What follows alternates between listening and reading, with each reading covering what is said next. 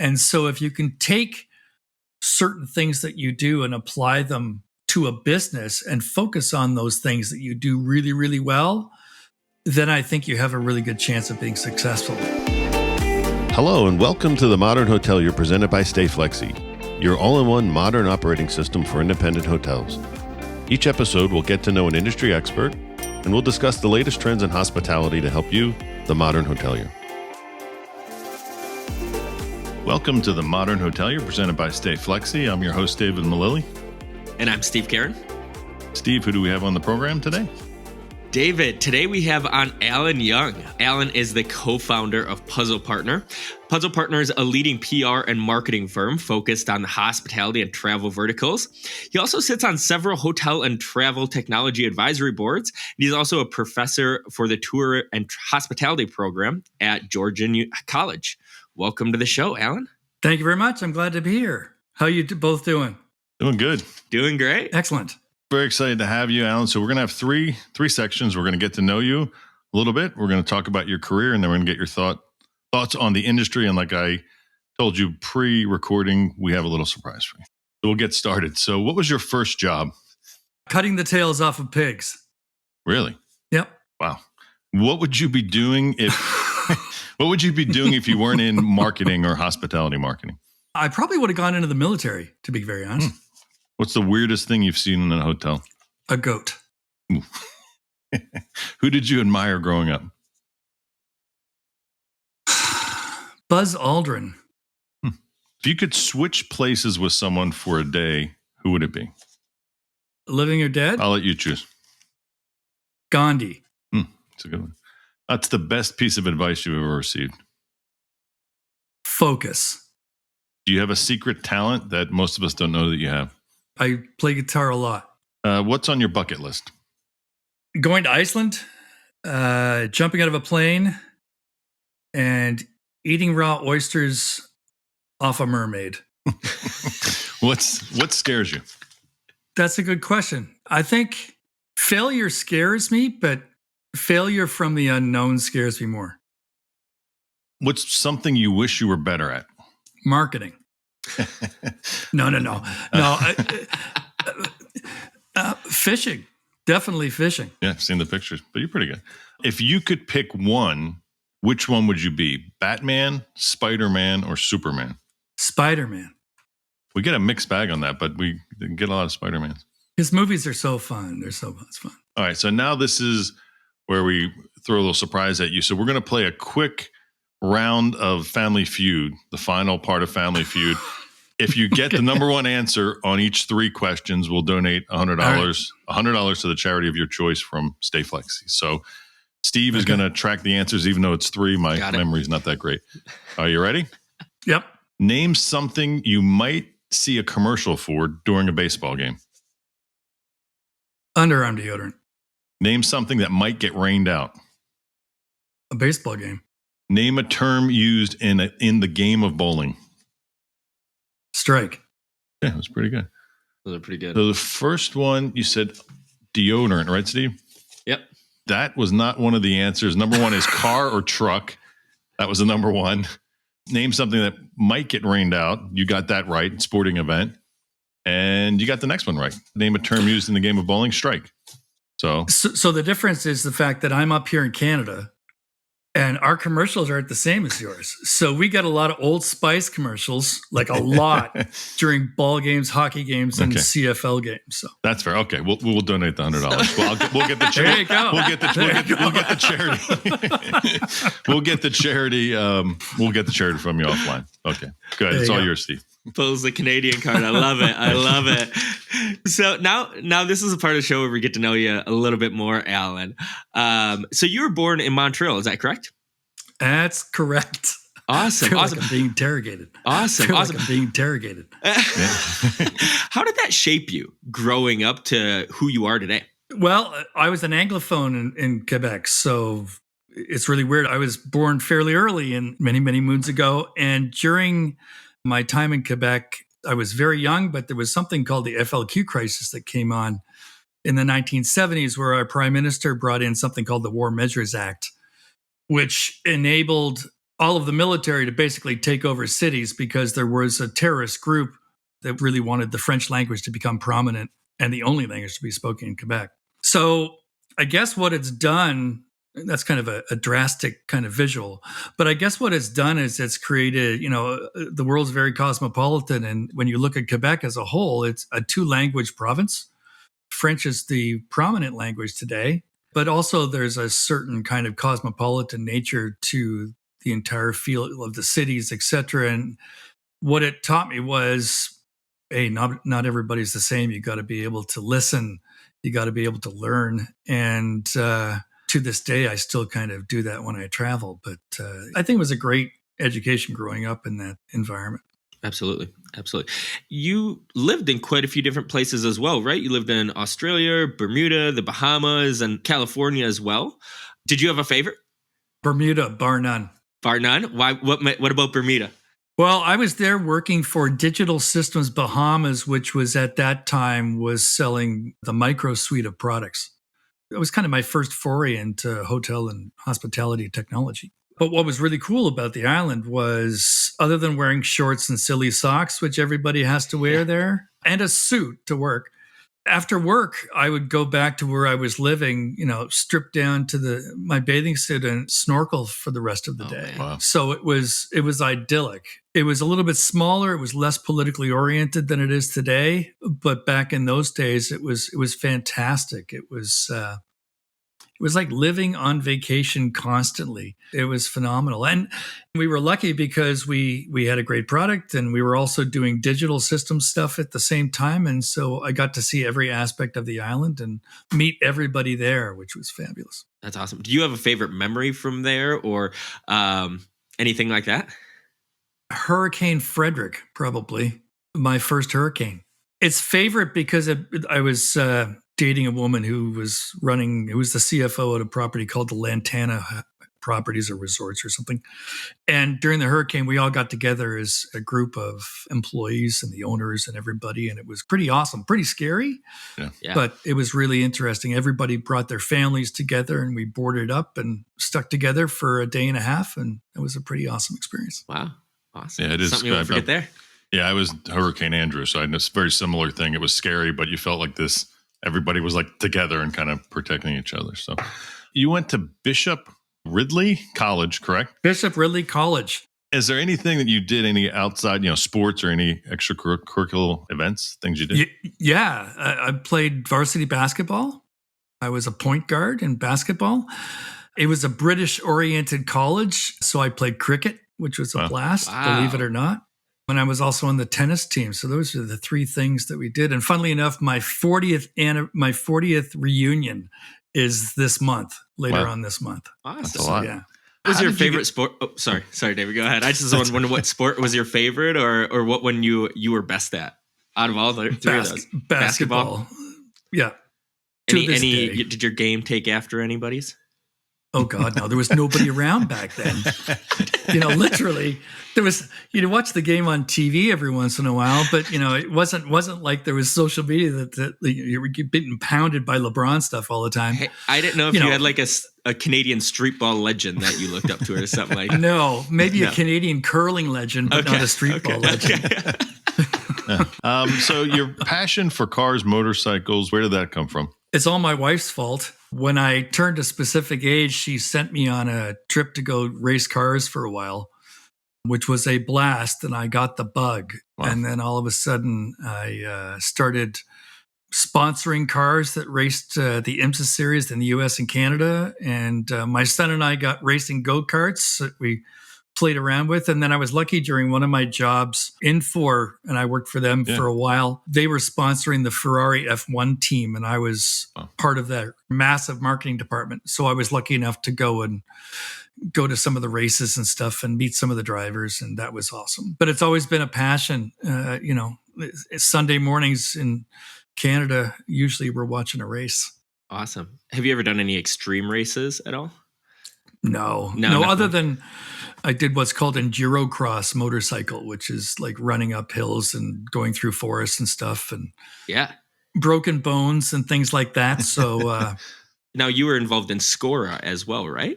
That's a riders association. So Bunchly, it's a whole bunch of old guys that can afford motorcycles Okay.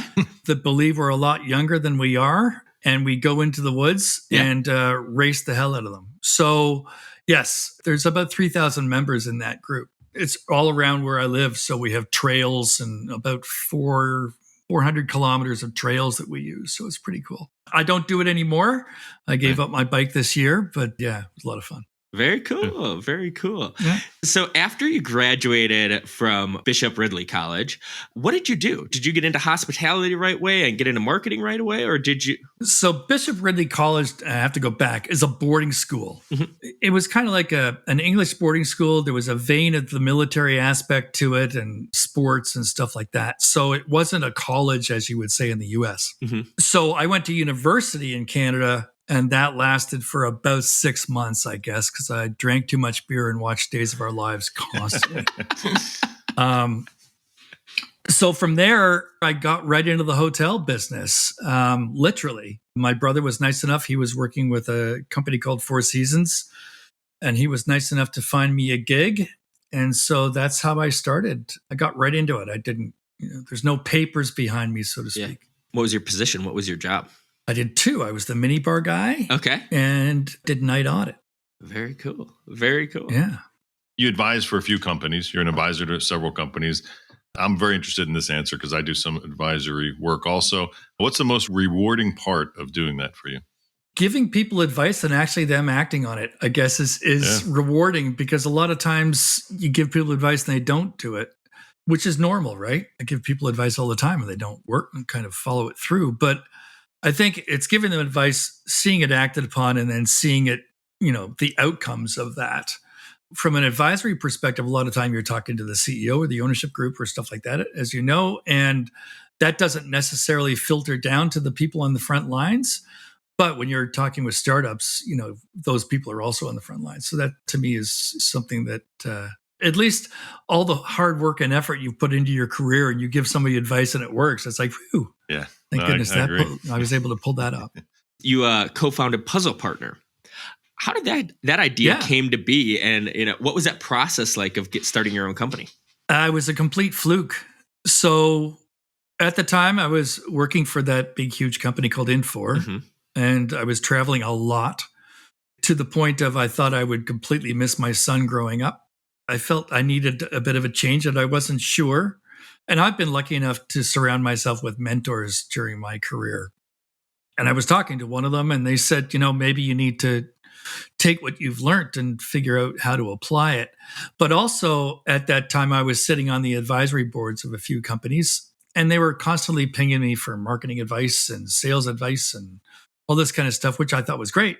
But by complete luck, my partner, who is the bedrock of our business, her name is Ivana Johnston. She was in charge of marketing over at Property Management Systems and CRS and a whole bunch of other stuff, company called Northwind Maestro out of Toronto. And she was just leaving her job. And I think, if I remember correctly, I was playing golf with Warren, who runs Maestro, and he told me about Ivana might be looking to do something different. And so the two of us chatted, and I took those advisory positions and moved them over into clients. And so they were the first clients of Puzzle Partner. And that's kind of how we started. Literally, we didn't sit down with a business plan and say, let's go ahead and do this. We're going to take over this world and do that. But yeah, that's how it started. It was a bit of a fluke. Awesome.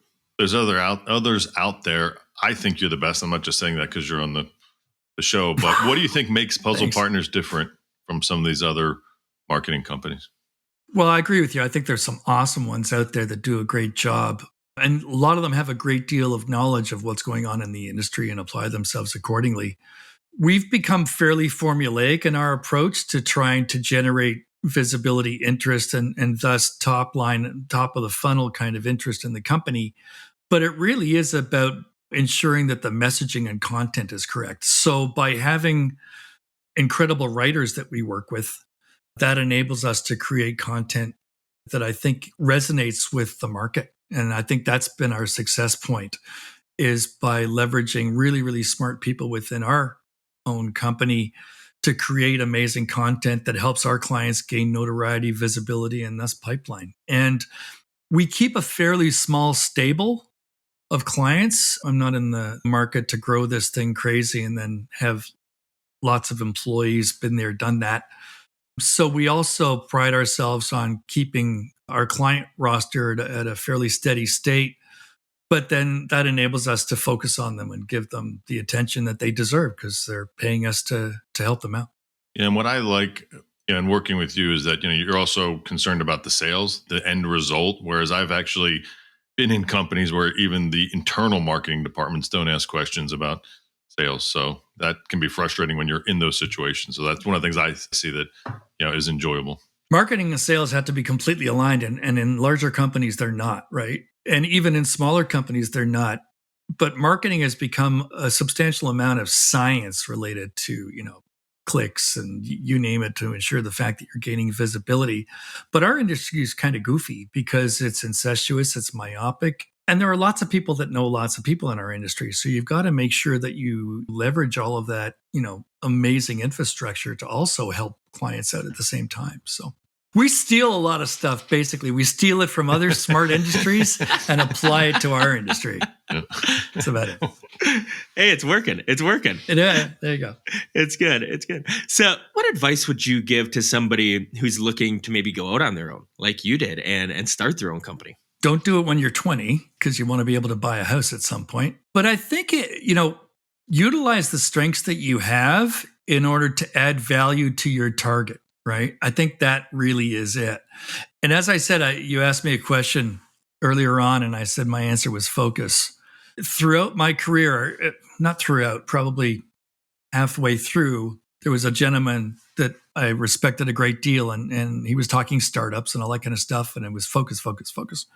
And I've kind of lived that ever since. And so if you can take certain things that you do and apply them to a business and focus on those things that you do really, really well, then I think you have a really good chance of being successful. What I find is when companies diversify so much in their product offering that they tend to lose touch with who they were and what their focus and vision should have been. So it does seem like our industry is kind of headed towards, there's a lot of these companies that are trying to be everything to everyone, kind of. Oh my goodness. Gobbling up all these companies, which ends up always resulting in they're not good at any one of those things, or maybe just their original core product they're good at. So it's a good point.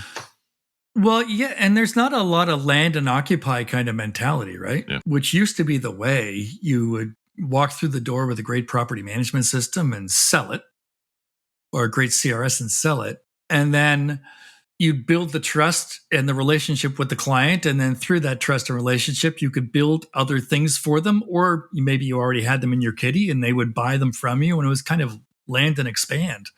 A lot of companies, unless they have the technological wherewithal, are going to have a very challenging time to build it all and then deliver it all, because our industry doesn't like to eat that way. What are issues that you're seeing, from your side, from the marketing side perspective that, maybe folks in our industry are having problem with? With the hospitality technology side of things, we're getting into discussions about machine learning, artificial intelligence, deep learning, metaverse, and now it's getting wilder and wilder. When you start peeling away the layers of each one of those elements, it's fairly complicated. And even the development, deployment, implementation, et cetera, of a property management system is very intricate and complicated. And I think technologists at times try to make the messaging too complicated. They try to tell the marketplace how great they are from a technology perspective, but they don't necessarily tell the marketplace how wonderful they are related to the business element of what they offer to the market and how that can be advantageous. Now, you do see some companies doing that these days, for sure, but I still think companies need to simplify their messaging because the decision-making audience now is incredibly broad. Simplify your messaging. I feel like that kind of goes to almost like the Instagram or TikTok phase. Like you have to keep your messaging short, simple, concise, so it's easy to understand. And that's it, Oh, for sure. For sure. Rifling through any one of those images or videos, people's brains are getting rewired and we don't even know it. Right? They're getting physically rewired. And you have that consumption of information, which people get pretty goofy about. But then you also have the element of a pandemic that just occurred And their expectations, once again, they've been educated and taught and trained how to do something differently. And I think our industry is going to have to figure out exactly what that is. Have you seen marketing and how companies are marketing change since you've started Puzzle Partner or even before that? Oh, yeah. I think you're right, Stephen. I think there's a whole bunch of differing types of media out there that people are now starting to acclimate themselves with. And thus companies, I believe wholeheartedly that every company that sells something into a market should be its own media company these days. There's no reason why you can't. And as such, I think that whole evolution has changed. The consumer is changing all the time, and we've got to keep up with it. But if you look at a huge quantum shift, the quantum shift was, going from faxes to email marketing, from email marketing to social media marketing. And who knows where it's going to go next, right? It's pretty wild. It's tough to keep up. Yeah, absolutely. There was one thing that you said earlier that I just want to go back to. You talked about how you've had mentors throughout your career. Can you talk about kind of how important that was to you and kind of how your mentors have helped you get to where you are today? And then kind of my follow-up question on that is, how do you get a mentor? What is I guess, from your experience or any advice you have for, folks like me or other younger folks out there that don't have 20, 30 years of experience? How do we find somebody that's a good fit for us? So I've always gotten them, once again, just through sheer kind of proximity. Okay. You start working with people, you find people that or you find people that you like, and all of a sudden they bring a completely different viewpoint to something that you don't have. Mm-hmm. And so I don't think you say, hi, my name's Alan and I need a mentor. But I do think that that's kind of how it works. Larry Hall, who's since passed, was an amazing mentor to me. And we fought like cats and dogs. And there were times that we didn't like each other. But to be very honest, he brought a sense to me, and there were challenging times, startups, et cetera. That's kind of how Larry and I worked together. But he brought a sense of calm, I think, when I was kind of running off the rails at times. And I think that's what a lot of times a mentor can do, is they kind of recenter you and help you out. So from that perspective, Larry always did that for me. If I was losing my mind, he was there. For younger people, I would use the same road. I'd find people that you like to hang out with, find people that maybe have some more experience. But one thing I've learned is people much younger than I can be a whole lot smarter. So sometimes those relationships can be symbiotic in nature, for sure. But if there's people within your orbit that you want to hook yourself onto for a while, just ask them, can we have a call every few weeks? And, I'd like to give you an update on what I'm doing, and I'd like to hear what you're doing. And then just through those conversations, they start giving you advice and guidance, et cetera. But sometimes it flows the other way. I found it definitely does. I'm learning a lot from the younger folks these days, more than I ever thought I would. Now moving into the last section here, where we're talking about industry trends, kind of what your thoughts are on best practices, things like that. But one thing I'd like to get your thoughts on, besides getting a mentor, what's your advice for somebody who's just getting into the hospitality industry, whether that's hospitality or the hospitality tech side as well? Just getting into it? Yeah. Plan on working a heck of a lot and enjoy your work. The hospitality industry has to be part of your blood. If you're looking to the hospitality industry as a job, then that's going to be problematic, because it's about service, right? And you've got to also make sure that you put your ego in your pocket as a provider of service, and make sure the fact that you're there to help other people enjoy themselves. So to me, that's the essence of our industry. And try to build long-lasting relationships, if you can, with the people that happen to cross your paths. With the hospitality technologies industry, and this is my big myth, if you're going to go into hospitality technology, understand hospitality. There you go. Yeah. Don't go into it because you stayed in a hotel a few times and thought you have it down. Right. So, right. Yeah. No, I've heard. I one person, I said, so why did you build a property management system? What got you into that? And he said, oh, I was checking in to a hotel, and the guy behind the desk was complaining about his system, and I just thought, how hard could it be to make a better one? And it was like, exactly. Wow. I was like, okay. It's really wild. And there was a great guy in Toronto. I'm not going to plug his company because I don't think that's the right thing to do, but I will plug his idea. If you think about all the pools in the world in hotels, there's a lot of them. And the utilization of pools is like early in the morning and in the evening. So the pools are vacant during the day. And this guy, he was a lifeguard at the local, public pool. And he started teaching people on the side. And so he said, but I can't teach enough people. My roster's full because I don't have a place to teach them. So he started going to hotels and asking if he could rent their pool from 10 o'clock in the morning till 4 o'clock in the afternoon and give swimming lessons. And I don't know how well he's doing now, but what he did was take something that was applicable to our industry, but wasn't necessarily part of the overall infrastructure. So he was then able to go ahead and give money to hoteliers for their pool that they got to keep it clean and all that stuff, even if people aren't using it. And he gave them a bit of a revenue stream, and he gave himself a revenue stream because he had a stable of people that were his instructors. And so he used pools all over Toronto where he was teaching people how to swim, which is great. So I do think you can come into the industry if it's not too disruptive to the overall bedrock infrastructure of our space. But if you're going to start playing around with property management systems or CRSs or channel management or even POS, you can't take a retail POS and plug it into a restaurant. Then you've got to really understand what's going on. So the thought process behind this podcast was for people to get to know people like you who are very active on LinkedIn. So, you see people, Max has been on the show where you might say, wow, this guy's really grumpy. What's wrong with he woke up on the wrong side of the bed? But then you meet him and you talk to him and you're like, well, he's just really passionate. He's got a strong opinion and he cares. He really does. And we learned about his background and learned a lot of things that I didn't know. So, and he's supposed to be retired, right? I don't know what he's doing, but he's very busy. It's the equivalent of the LinkedIn of somebody getting the guy sitting on the porch and the ball goes into that neighbor's yard. He's that guy on LinkedIn. That's right. So specifically on LinkedIn and really just amongst us at trade shows, outside of COVID and labor issues, what should we be talking about that we're not talking about? Anger. And the reason I say anger, well, maybe that's too strong of a word. I guess I could change it to change, period, the word change. Yeah. People's mindsets have changed. People's expectations have changed, both as operators of hotels, as employees of hotels, and as guests of hotels. And what I find really, really interesting is the blowback that our frontline employees are receiving in the industry from people that their expectations are pretty high. And the airline industry is very similar.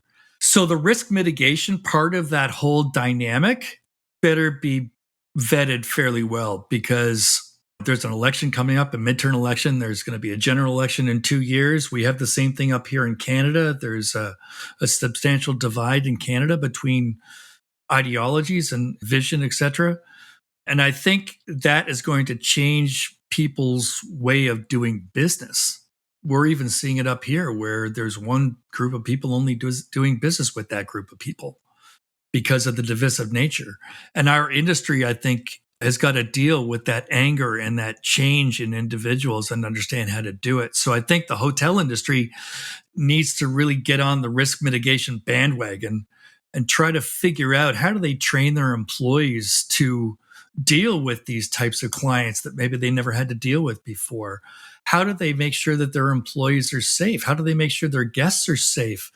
It's not a great thing to discuss, to be very honest, but I think it's going to become front and center. Our industry should be about fun, going out and enjoying ourselves, or doing business, right? I get it.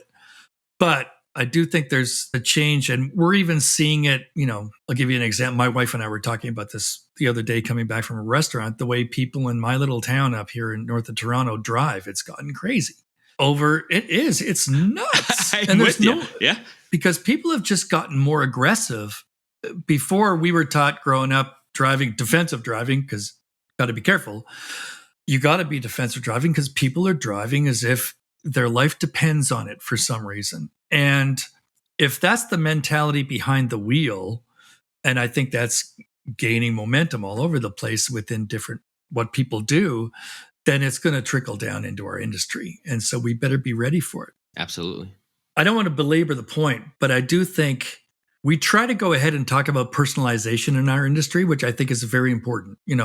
Understanding the preferences of what Alan wants to buy versus what Alan wants to buy when he's doing something different. I get that. But then we also have to understand personalities.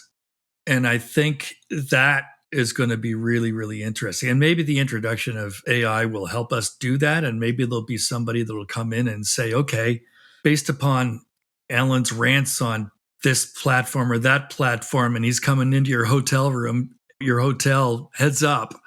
Who knows? But I do think that a lot of the stuff that's going on out there is weird. We have a client that basically is involved in employee safety with panic buttons and all of that kind of stuff. And it's crazy what clients are seeing out there, dramatically so pre-pandemic. Yeah, I think that'll be interesting to see how the industry grabs hold. What's one of the best ways that hotels can either utilize technology to create a better guest experience or also bring in more revenue as well? Well, creating a better guest experience, in my point of view, is once again just making the guest happy with whatever they want. I think at the end of the day, the guest experience is changing and it's changing dynamically all the time. And it really depends upon location. It depends upon specific needs, wants, and desires. And it depends upon the type of travel.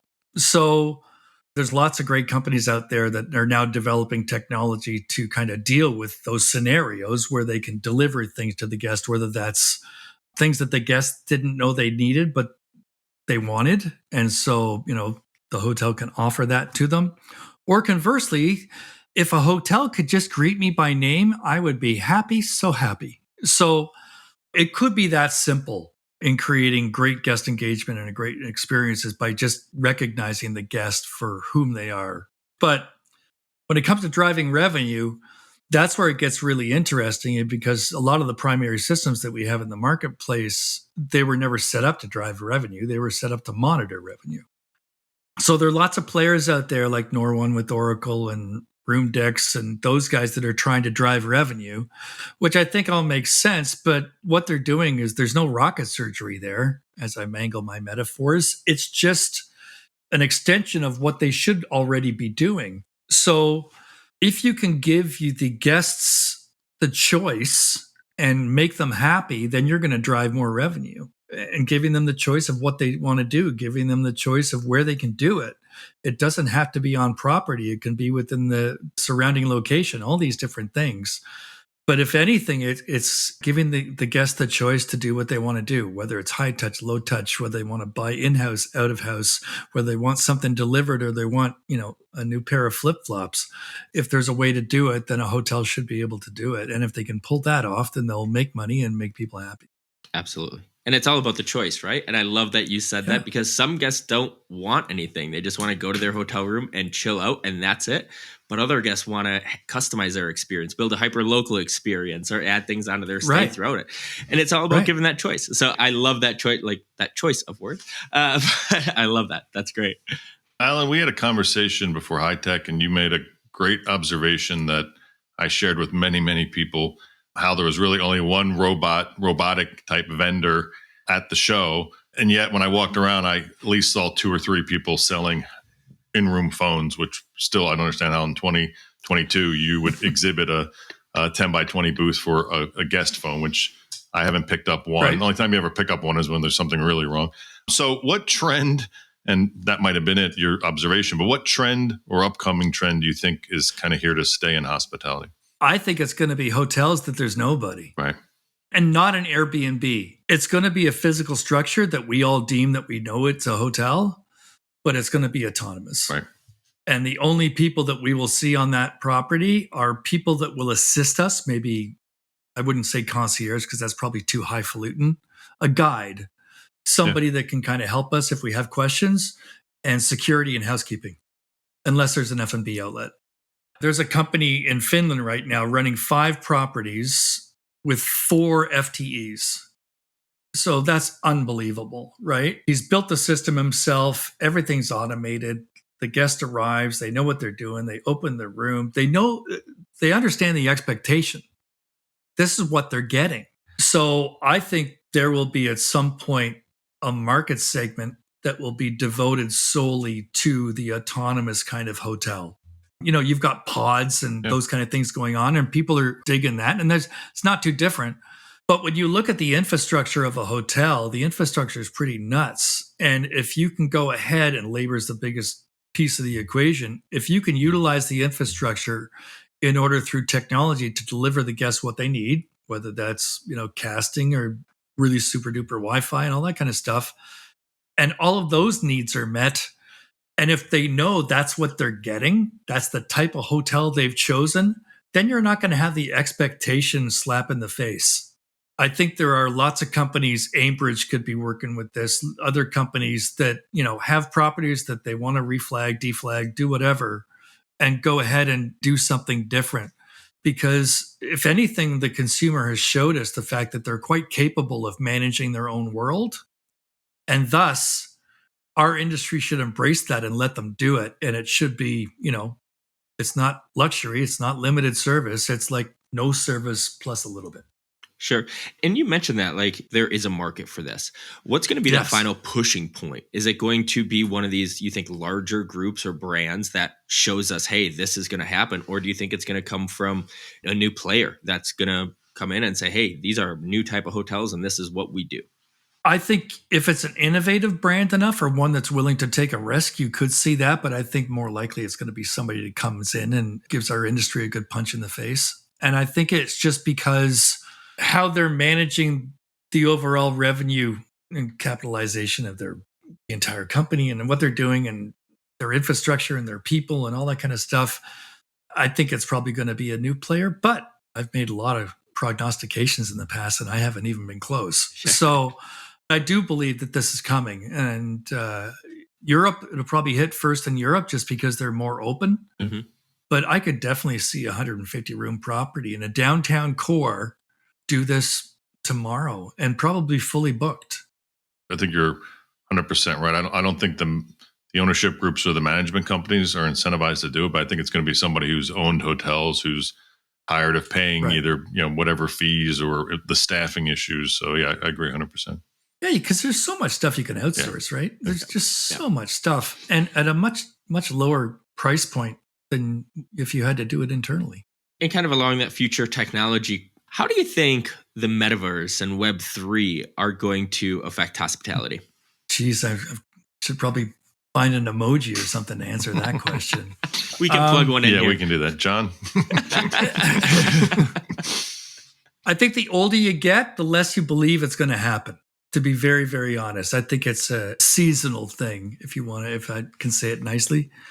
I personally wouldn't even think about doing it, but that's just because that's me. Right? I see my 18-year-old son online doing things I never thought were capable online. So I think the adoption of the metaverse is going to happen. I don't think any of us knows truly how it's going to be adopted or what industry verticals are going to successfully drive that side of the business for them.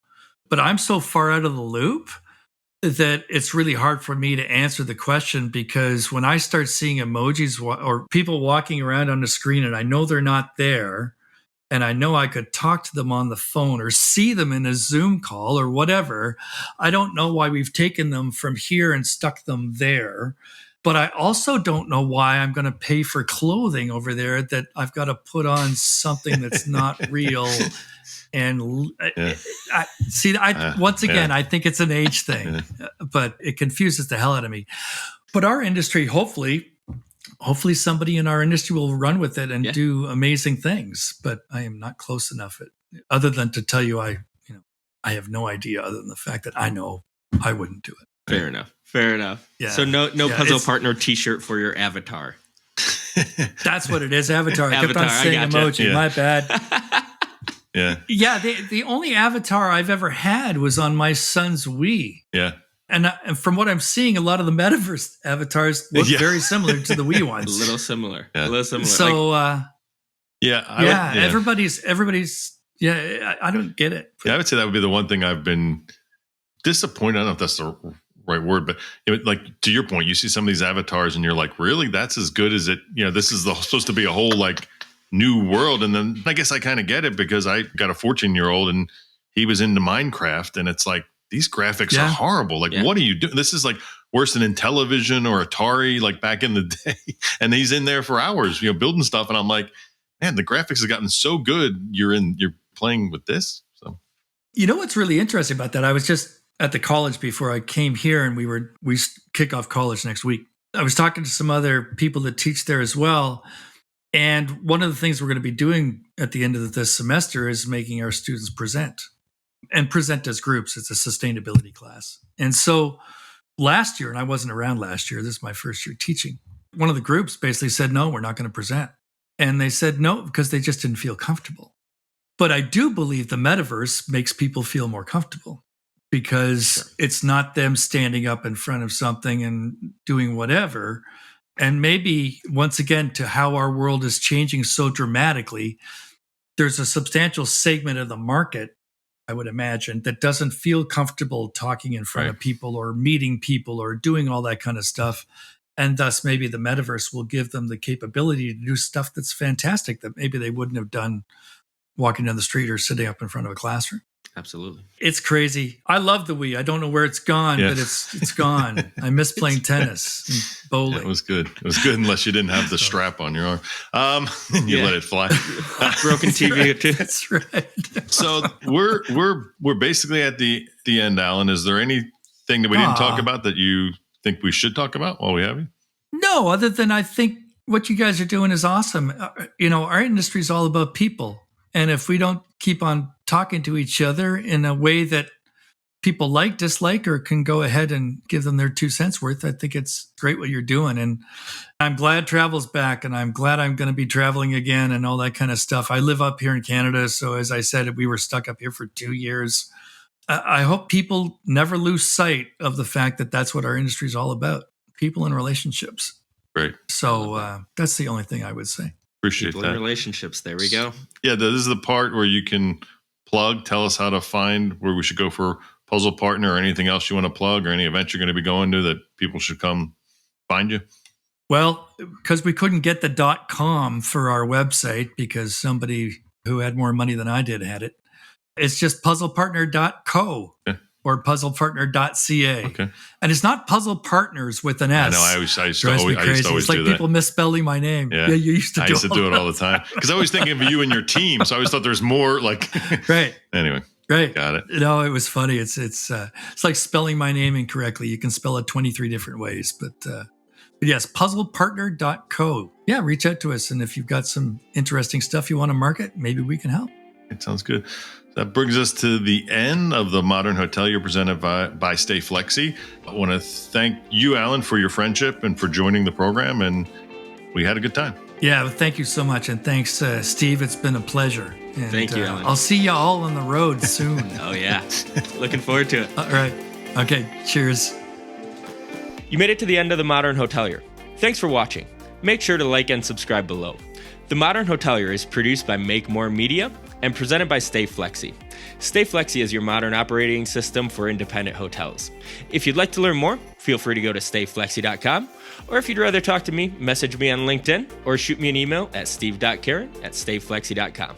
Thanks and have a great day.